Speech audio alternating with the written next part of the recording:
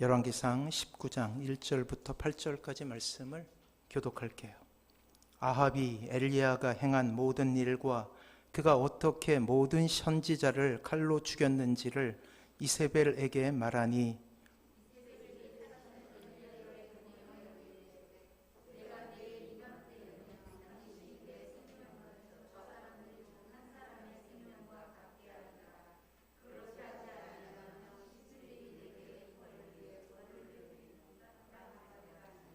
그가 이 형편을 보고 일어나 자기 생명을 위해 도망하여 유다에 속한 브엘세바에 이르러 자기의 사환을 그곳에 머물게 하고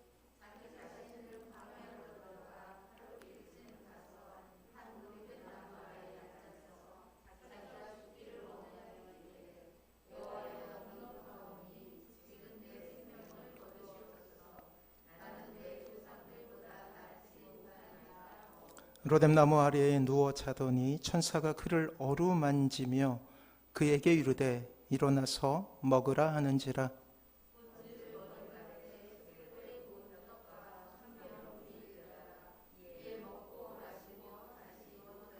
여호와의 천사가 또다시 와서 어루만지며 이르되 일어나 먹으라. 내가 갈 길을 다 가지 못할까 하노라 하는지라. 이에 일어나 먹고 마시고 그 음식물의 힘을 의지하여 40주 40야를 가서 하나님의 산 호렙에 이르니라. 아멘. 한 사내가 있었어요. 숨을 헐떡거리며 달려와 털썩 주저앉습니다.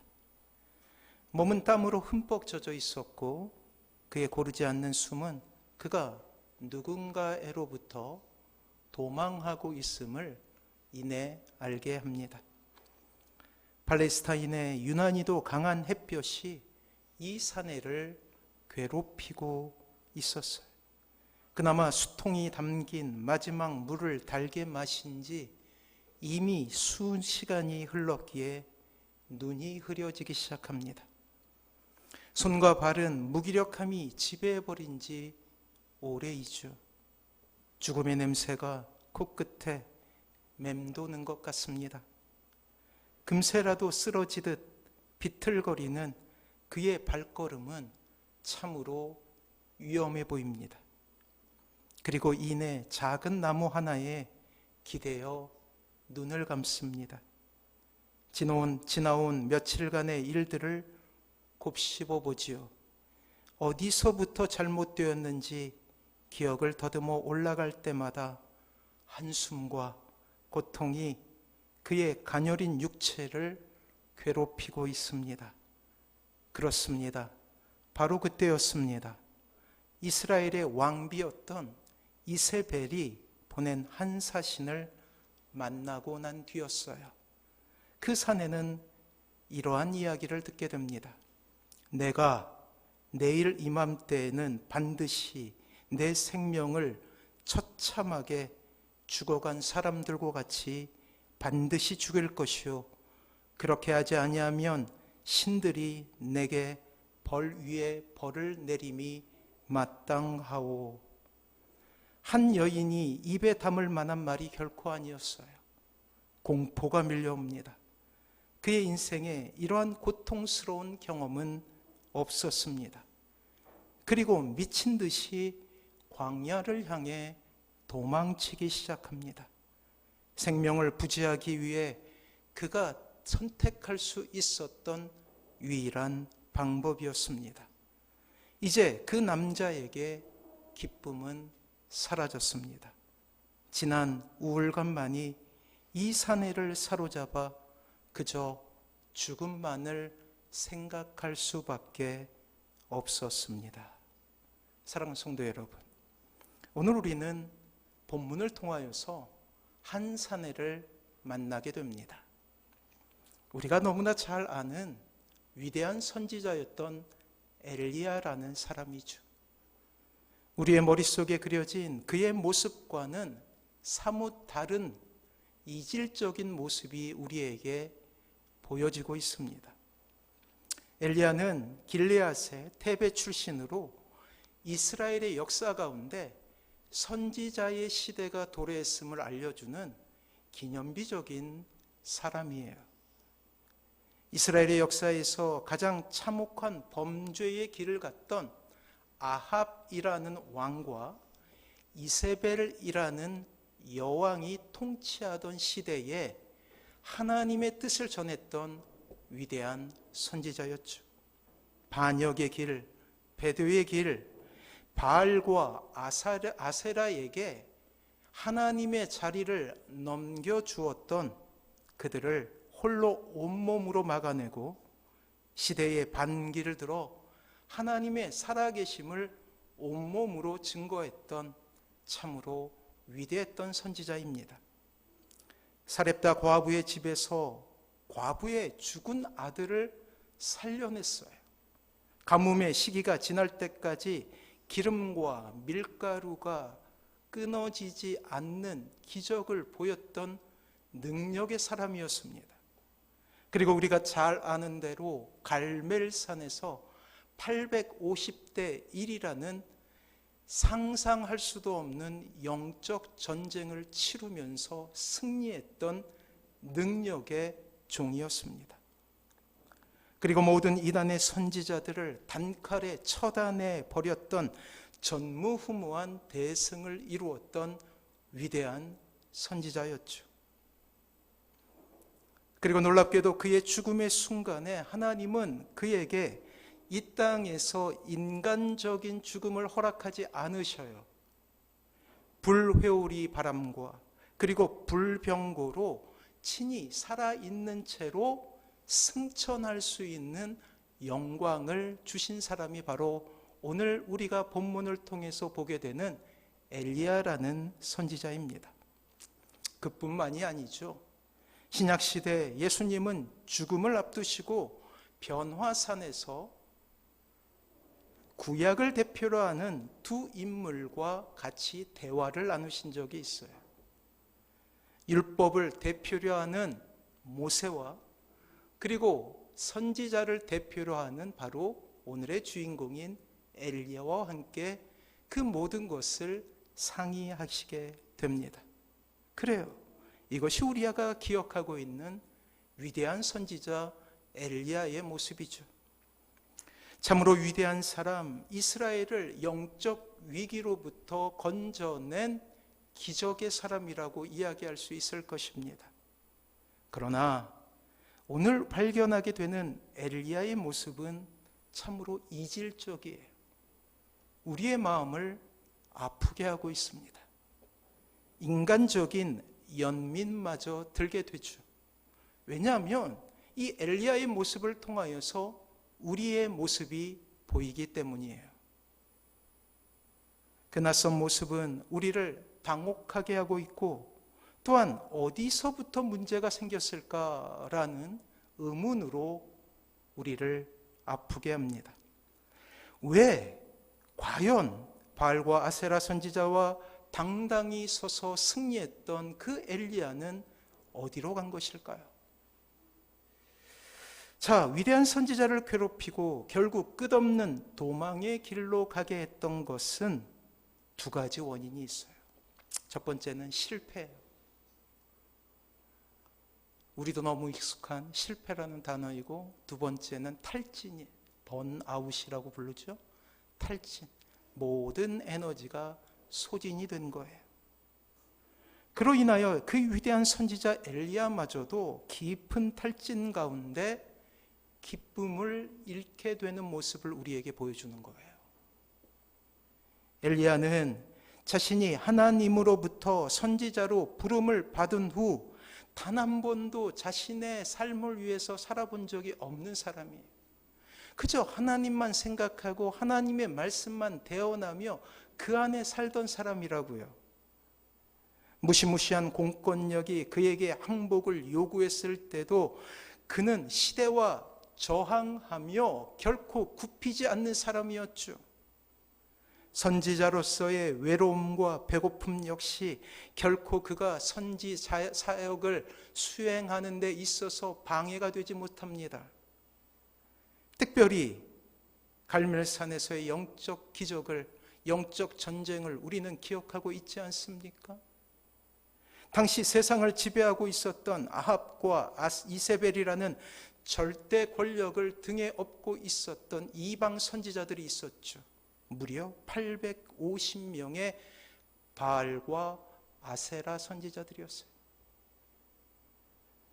그리고 그 영적 전쟁은 장엄한 전쟁 서사시를 보듯이 우리에게 머리에 그려지는 위대한 하나님의 전쟁을 그려내게 합니다. 엘리야는 이 영적 전쟁에서 승리했고 바알과 아세라 거짓 선지자들을 도륙하여서 이스라엘의 바른 영적인 회복을 가져다주는 위대한 선지자였어요. 수많은 이스라엘 역사 가운데 선지자들이 있었지만 이 엘리야만큼 위대한 기적을 베풀었던 사람이 없다라는 거예요. 또한 가뭄으로 도탄에 빠진 이스라엘 백성들은 3년 만에 이 엘리야의 기도 때문에 비를 맞이할 수 있는 은혜마저도 겪게 됩니다. 위대한 성공이라는 말이 부족해 보이죠. 그야말로 기적이에요. 그 어떤 영화도 이렇게 드라마틱한 반전을 기획하거나 보여줄 수 없을 정도로 위대한 드라마가 오늘 본문에 그려지고 있다라는 거예요. 그래요, 환희가 밀려옵니다. 얼마나 신나는 일입니까? 카타르시스가 우리의 눈물샘을 자극하죠. 승리를 선언했을 때. 그러나 한결같이 하나님을 위해 달려온 그에게 처음 실패가 다가와요. 실패는 실망을 가져다 주었고 이내 낙담이라는 절망이 그를 사로잡기 시작합니다. 그리고 그는 탈진이라는 영혼육의 전인격적인 절망을 경험하게 돼요. 위대한 선지자도 그렇다라는 거예요. 우리는 19장 3절과 4절을 통해 그의 낙심의 깊이를 미루어 짐작할 수 있게 돼요. 우리 3절 말씀 같이 한번 읽어보도록 하겠습니다. 같이 읽습니다. 시작. 그가 이 형편을 보고 일어나 자기의 생명을 위해 도망하여 유다에 속한 브엘사바에 이르러 자기의 사환을 그곳에 머물게 하고, 자, 이세벨이 보낸 사신이 와서 너는 오늘 당장 죽을 거야 라는 소식을 듣자 그의 마음속에 낙담이 밀려오기 시작했어. 근데 이상한 구절이 나오죠. 3절에 보면 중간쯤에 이러한 고백이 나옵니다. 자기 생명을 위해 도망하여. 사랑하는 성도 여러분, 엘리야는 한 번도 자기를 위해 산 사람이 아니에요. 자기라는 주어를 사용한 사람이 아니에요. 근데 절망이 찾아오자, 죽음의 위협이 찾아오자 그는 자기라는 주어를 꺼내어 들고 있다라는 거예요. 영적 침체가 시작되고 있는 것이죠. 그리고 두려움에 가득 차서 그렇게도 사랑했던 자기 백성들을 두고 도망치게 됩니다. 세상을 등지고 비겁함을 가지고 황망히 자신이 있어야 될 그곳을 피하게 되는 거예요. 그리고 이어 그의 입에서 고백되어지는 말은 우리에게 충격을 주고 있어요. 4절이에요.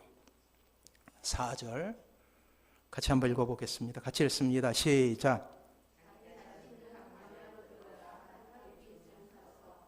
로뎀 나무에 앉아서 자기가 죽기를 원하여 이르되 여호와여 넉넉하오니 지금 내 생명을 거두시옵소서. 나는 내 조상들보다 낫지 못하니이다 하고. 그 위대한 선지자가 스스로 뱉어낸 말이 무엇이냐면 지금 내 생명을 거두소서.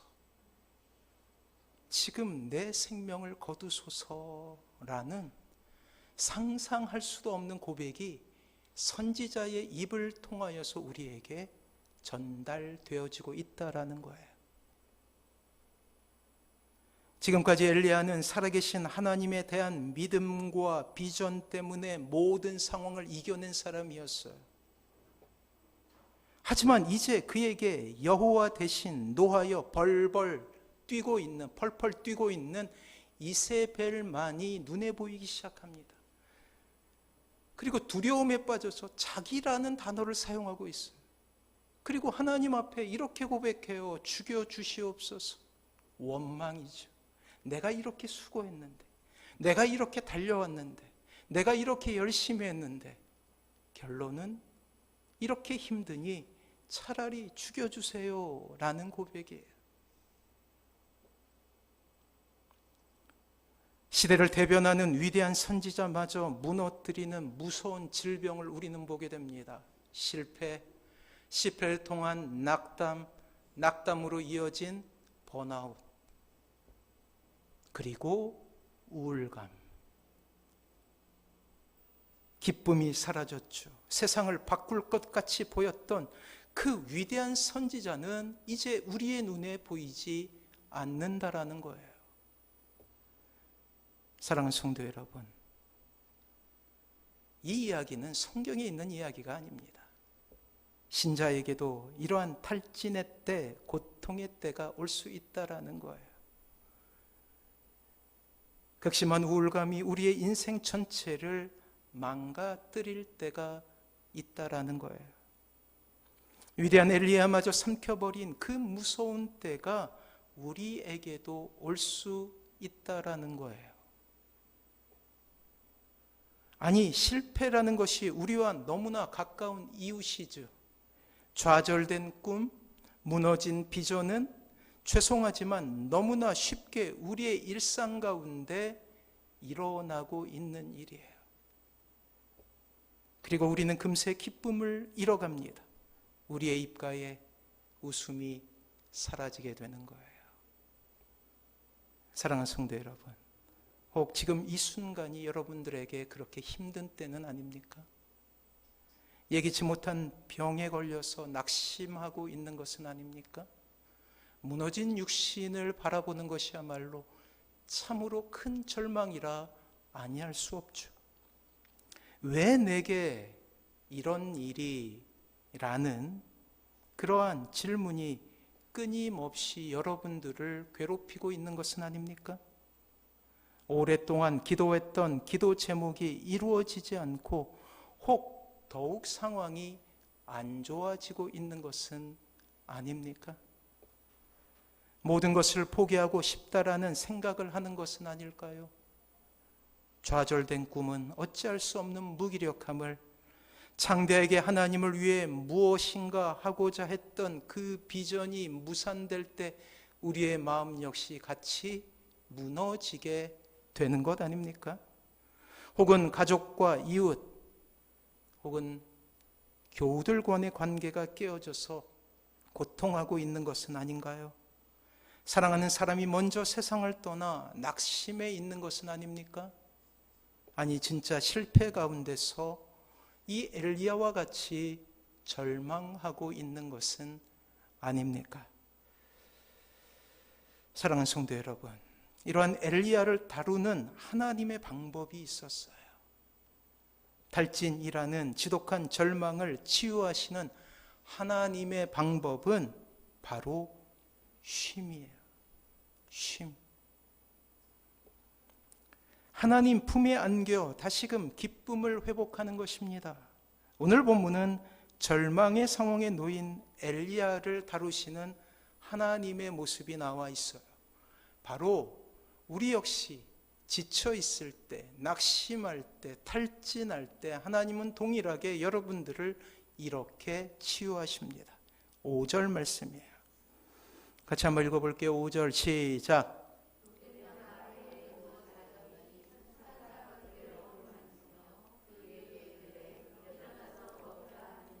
사랑하는 성도 여러분, 놀랍지 않습니까? 하나님은 마치 어린 아기를 다루듯이 이 엘리야를 다루고 있어요. 우울증으로 인하여서, 우울감으로 인하여서 이 고단한 삶을 포기하려고 했던 그에게 찾아오셔요. 그리고 낯선 단어가 하나 있죠? 어루만지시며. 이 어루만지며라는 단어는 우리가 읽게 되는 성경 그 어느 본문에도 나와 있지 않는 말이에요. 유일하게 이 엘리야를 탈진 가운데서 일으켜 세울 때 사용했던 단어가 유일하게 이곳에서만 사용되고 있습니다. 하나님의 마음이죠. 그 절망의 순간 하나님은 직접 그 엘리야를 보듬고 어루만지며 힘을 낼 것을 권면합니다. 로뎀나무 아래에서 삶을 포기한 선지자를 부드러운 손으로 만지시고 있다라는 거예요. 그리고 놀랍게도 친히 장만하신 음식으로 먹이셔요. 마치 아기에게 이유식을 떠먹이듯이. 사랑하는 성도 여러분, 어쩌면 우리의 인생 중에 경험하게 되는 이러한 쉼의 때는 하나님께서 허락하신 배려의 시간이에요. 우리가 다시 일어날 수 있는 힘을 얻을 때입니다. 중요한 것은 이렇게 하나님만, 잘 들으세요, 이렇게 하나님만 우리에게 쉼을 주실 수 있다라는 거예요. 세상에 그 어떤 것도 우리에게 쉼을 허락하지 않는다라는 거예요. 연수가 더해지고 나이가 더하게 되면 우리의 육신의 장막은 후패하게 돼 있어요. 여러 가지 절망은 중첩돼서 우리의 인생을 앗아가기 마련입니다. 이러한 문제 가운데서 우리에게 진정한 쉼을 줄 수 있는 이유는 하나님밖에 없다라는 거예요. 사랑하는 성도 여러분, 하나님은 일이 되지 않는다고 조급해하시거나 일에 지쳐 피곤함을 얼굴에 표현하시는 분이 아니십니다. 진정으로 쉼을 다루실 줄 아는 분은 하나님밖에 없다라는 거예요.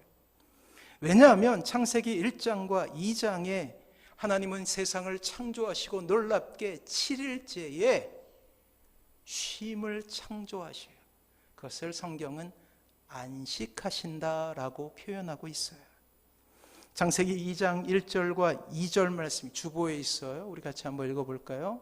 주보에 있어요. 창세기 2장 1절과 2절 말씀 같이 한번 읽어봅니다. 시작. 천지와 만물이 다 이루어진지라 하나님이 그가 하시던 일을 일곱째 날에 마치시니 그가 하시던 모든 일을 그치고 일곱째 날에 안식하시니라. 그래요. 쉼을 창조하셨어요. 바로 일곱째 날에 하나님은 쉼을 창조하셔서 이 땅의 모든 피조물, 사람뿐만 아니라 동물에게까지 쉼을 허락하신다라는 거예요. 온 우주가 쉴 수 있는 바로 그날을 만드시게 되었다라는 것이죠. 사랑하는 성도 여러분, 지치고 낙심 가운데 있는 것은 아닙니까? 그렇다면 하나님 안에서 쉼을 얻으시기 바랍니다. 그러면 어루만지시는 하나님의 은혜가 여러분들의 인생 가운데 놀라운 기쁨을 주게 될 거예요. 그리고 다시금 일으키시는 하나님의 격려를 들어야 합니다. 우리의 인생 역시 잠시 멈추어서 쉼표, 글을 쓸 때 쉼표 있죠? 쉼표가 필요해요. 이렇게 쉼표를 찍어야 참 인생, 건강한 인생을 살아갈 수 있게 되는 것이죠. 그래야 다시 웃을 수 있고 그래야 다시 기쁨을 회복할 수 있게 된다라는 것입니다. 사랑하는 성도 여러분, 아무리 시대가 바뀌고 발전하고 시간이 흘렀다 해도 많이 즐길 것이 있다 할지라도 적어도 신자가 다시금 회복을 경험하고 기쁨을 회복할 수 있는 방법은 단 한 가지, 단 한 가지예요. 그것은 하나님뿐임을 기억하시기 바랍니다. 진정한 기쁨의 회복은 은혜의 회복부터 시작되기 때문이에요. 사랑하는 성도 여러분, 신자는 환경과 삶의 처지의 변화를 통해 기쁨을 회복할 수 있는 존재가 아니에요. 하나님과의 관계에 희망을 걸어야 되는 것입니다. 하나님과의 관계의 회복 가운데 진정한 쉼을 얻을 수 있게 되고 그 안에서 우리는 기쁨을 회복할 수 있게 되는 거예요. 소망을 가지십시오. 우리의 궁핍함은 그리스도 안의 부요를 맛보기 위한 기회가 됨을 기억하십시오. 지금 내가 궁핍하다면 그리스도 안에 부요를 경험하기 위해서 하나님께서는 그러한 궁핍함의 시간을 주신 거예요.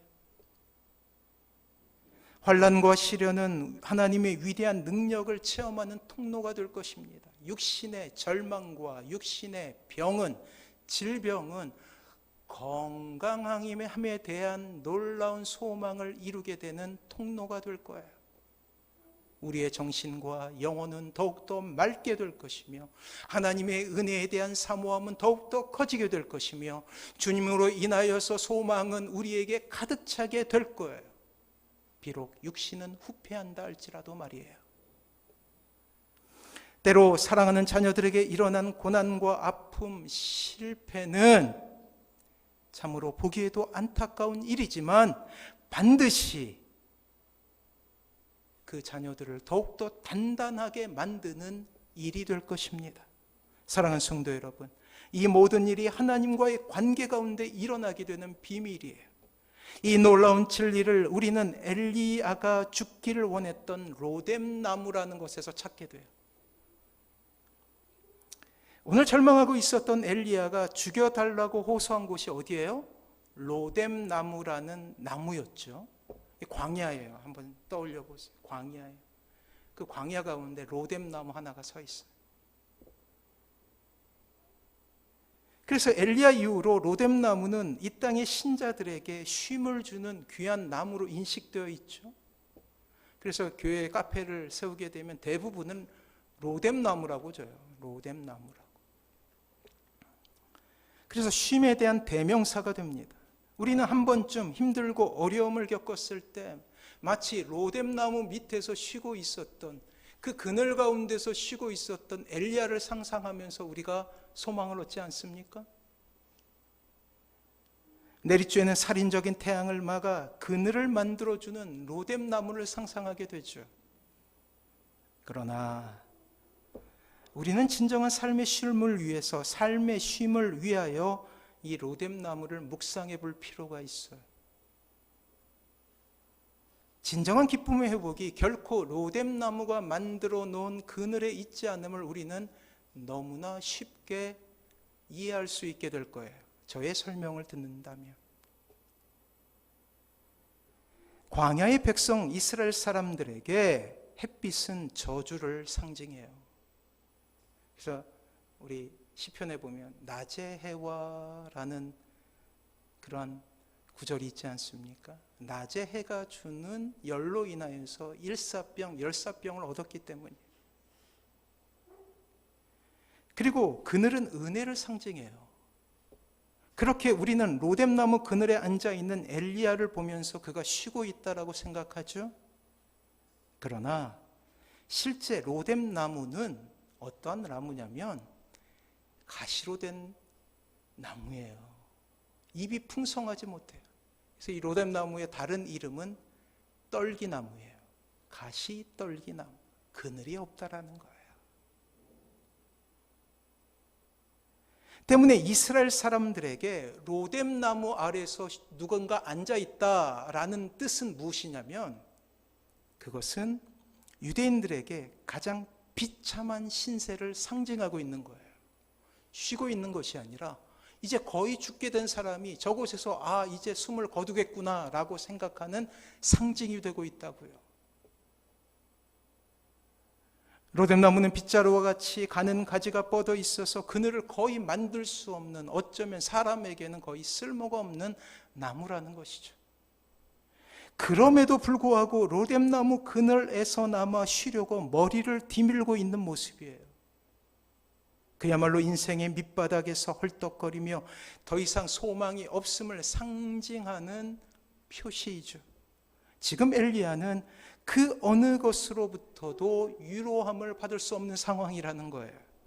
인생의 가장 밑바닥에서 죽음만을 바라보는 극도의 우울감에, 우울증에 시달리고 있는 한 사람을 보게 돼요. 그리고 그가 고백하잖아요. 죽여달라고. 이러한 로뎀나무의 진실이 바로 우리가 잡아야 될 진짜 진리가 숨어 있음을 우리는 고백할 수 있어야 된다는 거예요. 사랑하는 성도 여러분, 우리의 쉼은, 신자의 쉼은 로뎀나무가 만들어내는 그늘로 얻는 쉼이 아니라는 거예요. 이 세상의 어떤 이유로 인하여서 우리가 쉼을 얻을 수 있는 것이 아니라는 거예요. 우리가 쉼을 얻을 수 있는 이유는 로뎀나무 때문이 아니라 임재하신 하나님 때문임을 우리는 고백할 수 있어야 된다라는 것입니다. 풍성한 나무의 그늘이 아니라 비록 떨기 나무의 빈약한 곳에 누워있고 사람들은 저 사람에게는 절망밖에 없어라고 사람들이 조롱한다 할지라도 그 안에 하나님께서 계실 때 우리는 진정한 쉼을 얻을 수 있다라는 놀라운 고백인 거예요. 그 안에 하나님의 위로가 있기에 참된 기쁨을 누릴 수 있게 되는 것입니다. 더 이상 이 세상에는 자신의 삶과 목숨을 지탱해 줄 수 있는 방도가 없음을 깨닫고 하나님만을 구하는 그 삶의 자리를 말하죠. 로뎀나무. 사랑하는 성도 여러분, 신자의 인생 가운데도 이러한 비참함이 찾아올 수 있어요. 늘 말씀드리지만 100가지 행복의 조건을 갖추었다 할지라도 한 가지 절망의 이유가 우리에게 찾아오게 되면 여지없이 우리는 불행한 사람이 되고 말지 않습니까?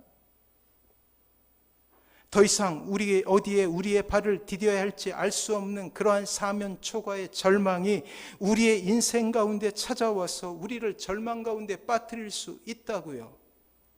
그 위대한 왕이었던 다윗은 그의 인생의 절망을 이렇게 다룬 적이 있어요. 시편 40편에 보면 이러한 말씀이 있습니다. 나를 기가 막힐 웅덩이와 수렁에서, 오죽했으면 기가 막히다라고 번역자가 번역을 하고 있겠어요. 기가 막히다. 위대한 왕도 그렇습니다. 그는 이스라엘의 위대한 왕, 그렇게도 이렇게 인생의 절망으로 고통당하던 바로 그때가 있었음을 우리는 봐야 된다라는 거예요. 다른 말로 하면 세상으로부터 오는 위로는 우리에게, 신자에게는 더 이상 효력이 없다라는 것입니다. 그러나 하나님께서 함께 하실 때 비록 여전히 가시떨기만 우리의 인생 가운데 있고 하나의 그늘도 없다 할지라도 하나님께서 우리의 인생 가운데 찾아오신다면 그 인생 가운데 위대한 쉼을 경험하며 기쁨을 회복할 수 있다라는 거예요. 비록 건강은 없을지라도, 비록 물질은 없을지라도, 비록 성공은 보장되지 않을지라도,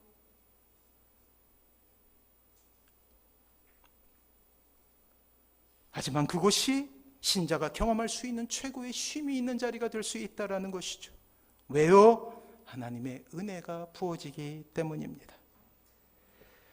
가나나의 정규학교를 제대로 다니지 못했음에도 불구하고 미국의 역사상 가장 위대한 지도자로 일컫는 사람이 있어요. 에브라임 링컨이라는 위대한 대통령이죠. 링컨은 대통령의 자리에 오기까지 거의 모든 선거에서 실패를 거듭했던 사람이에요. 한 번도 성공한 적이 없습니다. 그런데 그는 낙선할 때마다 고통 속에서 우울하기보다 혹은 누군가를 원망하기보다 오히려 당당하게 거리로 나갔다고 합니다. 당선자 발표가 있는 그 순간에 그는 음식점으로 가서 가장 맛있는 것을 먹는데요. 배불리 먹고 이발소로 가서 곱게 머리를 가다듬고 길에서 만나는 사람과 반갑게 만나서 이렇게 인사를 나누게 됩니다. 마치 선거에서 이긴 사람처럼 말이에요. 이런 링컨의 밝고 당당한 모습을 보면서 주위의 사람들 그리고 선거 참모들은 당황하기 시작했죠. 링컨은 이렇게 이야기하며 그 기쁨의 이유에 대해 설명했다고 합니다.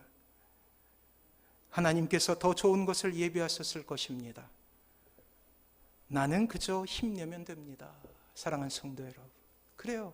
그저 힘내기 위해서 일어나면 돼요.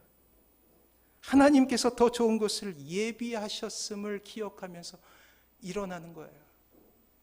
지난 한 주간 다시금 저는 전도지를 들고 아파트를 이제 한 바퀴 다 돌았잖아요. 이 빛가람동에 있는 아파트를 한 바퀴 다 돌고 나서 이제 이 빛가람동에 있는 기업체를 한번 돌아야겠다라는, 땅밟기를 해야겠다라는 마음을 하나님께서 주셨어요. 이번 주에도 또 이제 아파트를 중심으로 제가 한 바퀴 돌 텐데, 그래서 계속 기도가 되는 거예요. 한전 본사, 이제 보니까 이제 한전 본사가 여러 개로 이렇게 찢어져 있더라고요. 계열사로. 그리고 농어촌 공사, 저쪽 우정국 비롯해서 하나님께서 마음을 주시는 거예요. 세상적으로 보면 어쩌면 성공한 사람이라고 사람들에게 그렇게 추앙을 받는 사람들이겠지만 저들의 마음속에 있는 공허함을 주님께서 아시지 않나고, 하나님을 찾는 자, 하나님을 바라보는 자, 하나님께서 예배하는 자로 찾는 그 사람들이 주의 전을 채울 수 있도록, 이 빛가람동에 있는 교회를 채울 수 있도록 하나님 역사하소서.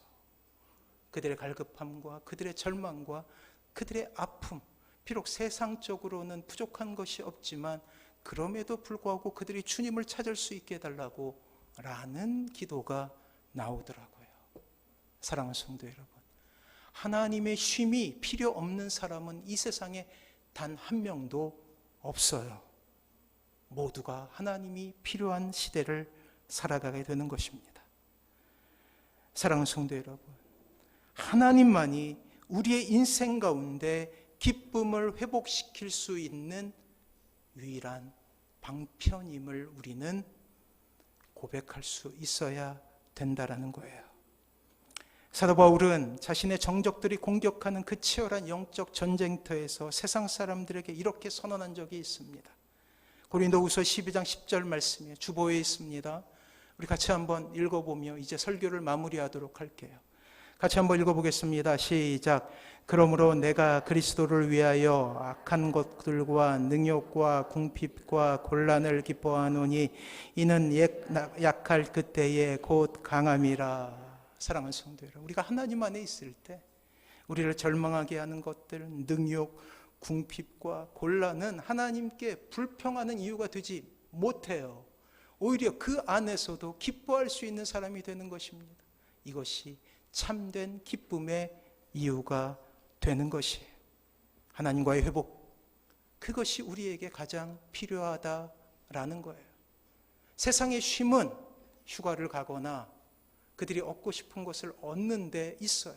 하지만 그리스도인의 쉼은 하나님께 나와 예배하고 하나님의 은혜를 사모하고 하나님의 놀라우신 비전을 회복하여서 열심히 달려갈 때 참된 쉼이 있는 것입니다.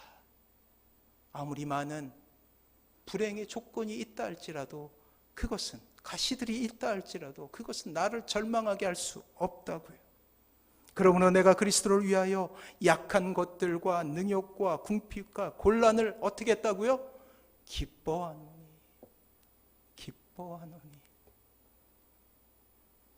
삶이 비록 능욕과 궁핍과 곤란으로 점철된다 할지라도 신자는 기뻐할 수 있는 사람입니다. 왜요?